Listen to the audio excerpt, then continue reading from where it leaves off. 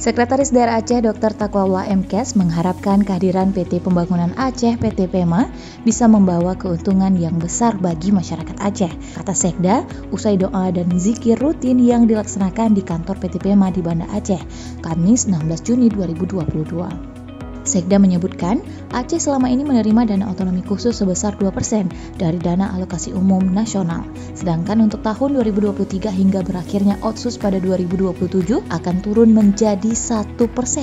Dalam hal ini, kehadiran PEMA diharapkan bisa menjadi jawaban dari penambahan pendapatan Aceh yang berkurang drastis pasca berakhirnya Otsus. Sekilas, Sekda menjelaskan jika PT PEMA adalah badan usaha milik Aceh yang masih berusia muda, yaitu berusia 3 tahun.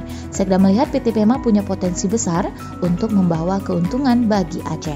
Direktur Utama PT PEMA Zubir Sahim menyebutkan, PT PEMA merupakan perusahaan yang 100% sahamnya milik pemerintah Aceh. Selama 3 tahun ini, perusahaan tersebut mengelola beberapa unit bisnis di beberapa kawasan. Zubir menyebutkan, sebagai perusahaan milik Aceh, PT PEMA memperkerjakan 90% tenaga kerja dari Aceh. Dalam 3 tahun, utamanya setahun terakhir, PT PEMA telah membukukan pendapatan sebesar 52,065 miliar rupiah dan memperoleh laba bersih sebesar 43,133 miliar rupiah. Data itu secara langsung menunjukkan tren positif perkembangan PT Pembangunan Aceh. Pada awal pekan ini, bahkan perusahaan telah memberikan dividen sebesar 50% dari laba bersih kepada pemerintah Aceh sebesar 21,6 miliar rupiah.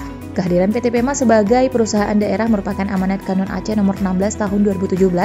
Perusahaan ini diharapkan bisa meningkatkan dan mengoptimalkan badan usaha milik Aceh, mengembangkan perekonomian Aceh, meningkatkan pemerataan pembangunan, serta memperluas kesempatan kerja di bumi Serambi Mekah.